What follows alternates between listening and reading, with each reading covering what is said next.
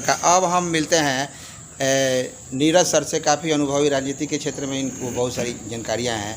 मैं आपसे जानना चाहूँगा कि पहला सवाल मैंने किया कि जीएसटी कांग्रेस का था या बीजेपी का था, लेकिन लागू तो किया और सही तरीके से चला रही है।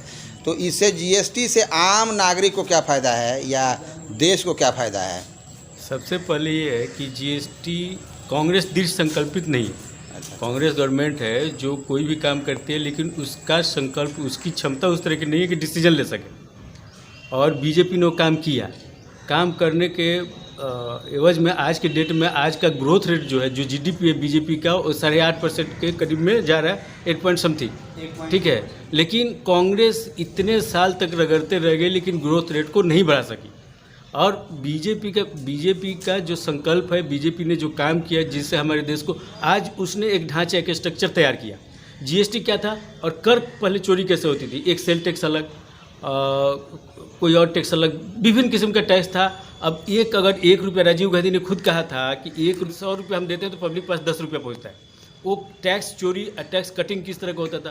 तो जीएसटी कम से कम आज के डेट में एक चीज़ दिखाई दे रहा है कि जो टैक्सेशन है या टैक्स है, उसका सिस्टम सही हुआ है और सही तरीके से सही जगह पर टैक्स जा रहा है। तो भविष्य में गवर्नमेंट को पैसा मिल रहा है। आज उसी का परिणाम है कि आज हमारा जीडीपी 8.5% के करीब में है। आज इंडिया की इकोनॉमी 3 ट्रिलियन के आसपास पहुंच चुकी है।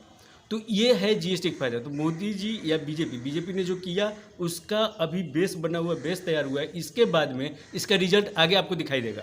तो कहने का मेरा मतलब है कि अब आपने जैसे कहा कि जीएसटी से क्या फ़ायदा या बीजेपी का प्रारूप क्या था। कांग्रेस सरकार हमेशा डावाडोल डिसीजन लेने में कमज़ोर सरकार रही है और बीजेपी ने हमेशा सही डिसीजन लिया, स्ट्रॉन्ग डिसीजन लिया, और जिसका परिणाम है कि रिजल्ट भी दिखने लगा है। भविष्य में इसका रिजल्ट इतने इस तरह के दिखेगा कि आपकी जो बेरोजगारी, जो समस्या है, उसका बेस तो पटल अब तैयार कीजिएगा, उसके बाद ही ना उसके बाद सोल्यूशन निकालिएगा कि किसको क्या चाहिए, क्या मिलता है, क्या नहीं मिल सकता है, ठीक है।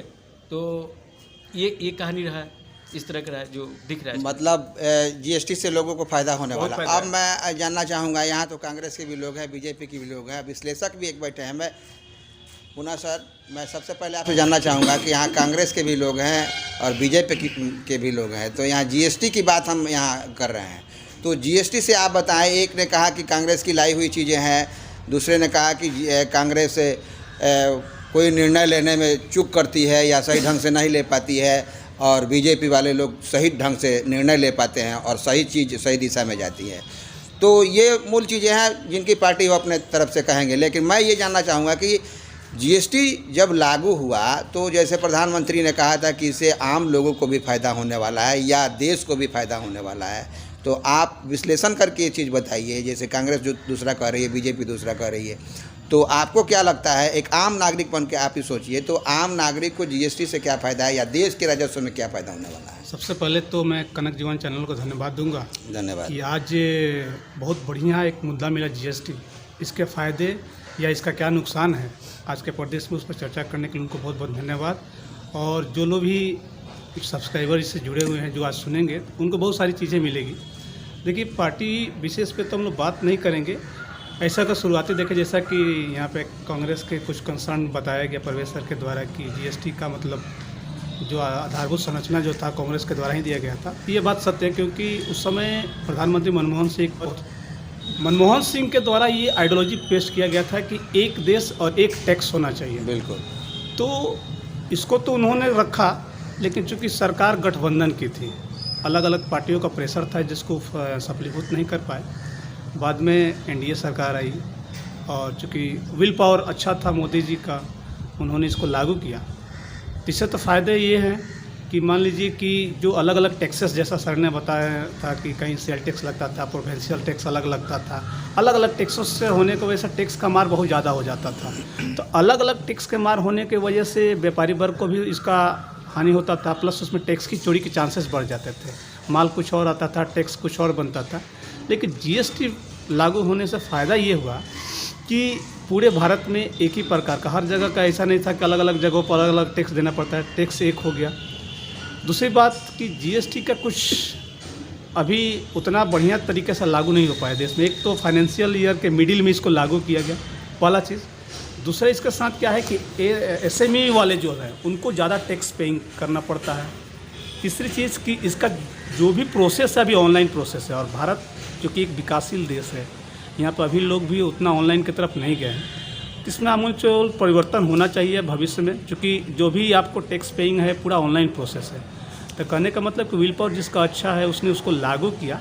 खैर कांग्रेस ने इसको अगर एथी किया, इसको दिया, सर बता रहे थे और हम लोग को भी जानकारी है कि ये जो यूपीए सरकार थी उसके अंडर में था कि हम लोग इसको जीएसटी को लागू करेंगे, सफलीभूत नहीं हुए।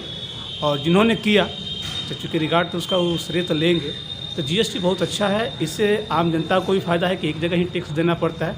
हाँ, एक चीज़ और चीज़ भ्रम फैल रहा है लोग, हम लोग जाते हैं दुकानों पे या जो भी आम जनता जाती है दुकानों पे, तो व्यापारिक वर्ग लोग इस जीएसटी का एक हवा बना कर अलग सा मुद्दा अपना टैक्स लगा देते, कहते जीएसटी हो गया, दाम कितना बढ़ गया। पूछने पर नहीं बता पाते कि कितना जीएसटी है। मैं अपनी एक घटनाक्रम बताऊंगा। एक सामान में खरीदने गया तब हम बोले कि सर कितना तो इतना हो गया, हमको कुछ ज़्यादा महंगा बोले कहते जीएसटी लग गया। हमको तो कितना परसेंट है, तो खुद व्यापारी वर्ग को भी नहीं पता है कि उसको कितना जीएसटी देना पड़ रहा है। स्टेट जीएसटी क्या है, जीएसटी के तो यूनिफॉर्म रेट है ना भाई। जीएसटी में 18%, 17%, 12%, 5% यूनिफॉर्म है, उसमें तो कोई डेविएशन है नहीं, उसमें नहीं है। तो कहने का मतलब कि ये दुकानदार को खुद ही नहीं पता है कि वो कितना परसेंट देता है जीएसटी। तो असमंजस की स्थिति मतलब जीएसटी में पड़ी हुई है। और वो भी कहीं ना कहीं अभी भी वो चीज़ है कि वो जीएसटी पूरे तरीके से अपनाया हुआ नहीं है, वो भी टैक्स पूर्णतः नहीं पे कर रहा है जहाँ तक मुझे, क्योंकि वो तो एकदम यूनिफॉर्म है कि किस पे 6% देना है, किस पे 8%, किस पे 10%, किस पे 12% देना है, वो है, लेकिन उसे खुद जानकारी नहीं है। और ग्राहक को इसी को भ्रम में डालकर किसी चीज़ के दाम को हाइप कर देते हैं, किसी का दाम बहुत ज़्यादा उछाल देते हैं।